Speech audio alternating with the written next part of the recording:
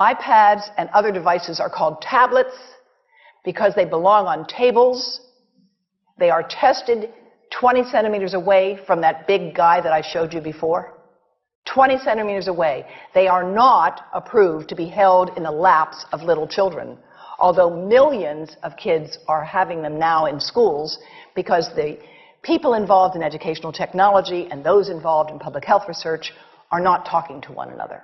Because if they were, they would understand that you're giving children a two-way microwave radiating device, and if you must give them such a device for learning purposes, put it on airplane mode so that it's not sending and receiving signals as it does otherwise. Now, this is some new modeling, again, that we've developed with colleagues in Brazil, and we can share with you how we've done it. We first start out with the MRI and create the model with 1 millimeter voxels, and this is quite a bit of work goes into creating this, and here is what it looks like after a period of 6 minutes. And that's really not as bad as it might look because you see the red area only gets partway through the eye of the adult, right? The one that we're really concerned about is this one with the young child. And this is a 3-year-old brain that we modeled.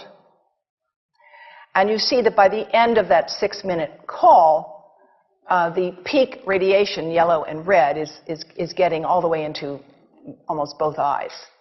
And again, this is one call, and it's not going to kill anybody. It may not cause any biological effect whatsoever for 1 call or 2 calls or 3 calls. But the question is, what's the cumulative impact of this kind of exposure? How do we evaluate it?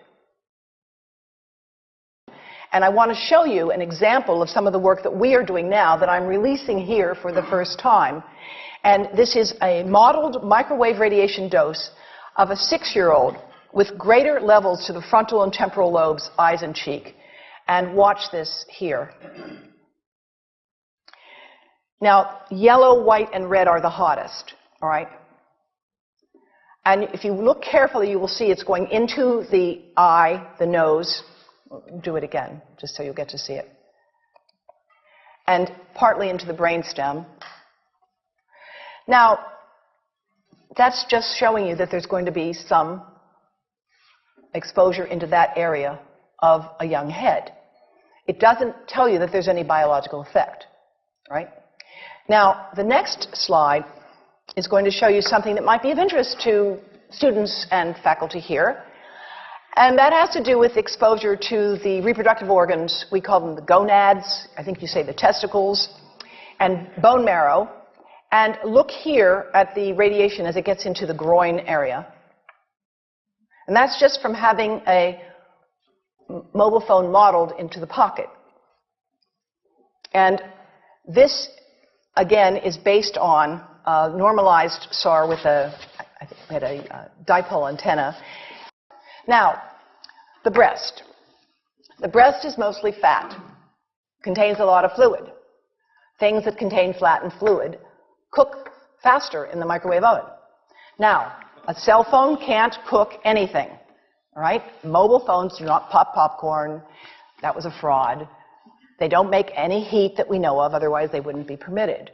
But they do go through things that contain fat and fluid, and we are now working at Environmental Health Trust with scientists at the University of California, San Francisco, scientists formerly the president of the American Cancer Society of California, because we are seeing women who keep cell phones in their bras. Has anyone seen a woman put a cell phone in her bra? Hands up, please. Please tell them you've heard now why they shouldn't do that. And here I want to show you our first case report from 2009, and we now have many more. This was a Chinese-American woman who used her cell phone 4 hours a day in her bra for 10 years while she was driving. Now, and you drive with a phone on your body. The phone is smart. It's going to go from one tower to another, and it's going to say, here I am, where are you, here I am. And it's going to be going to max power each time it moves from one cell tower to another. And there it was right next to her chest. And the tumors that developed right under the antenna of the phone. unusual tumors. But in the meantime, people have a right to know how you can minimize exposure.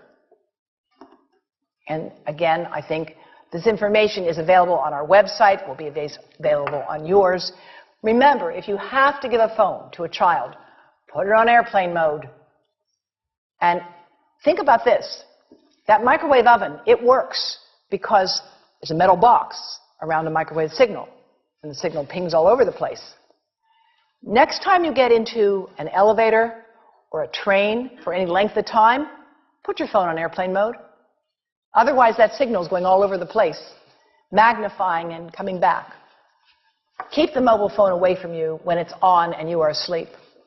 Now, it takes a village to do a lot of things. These are some of the people whose materials I've used today with their permission, and I can't read this list to you, but I want you to know that I feel really honored to be working with some of the most talented people in the world on this issue. And they have given me permission to share these materials with you. And I leave you with this thought from Albert Einstein.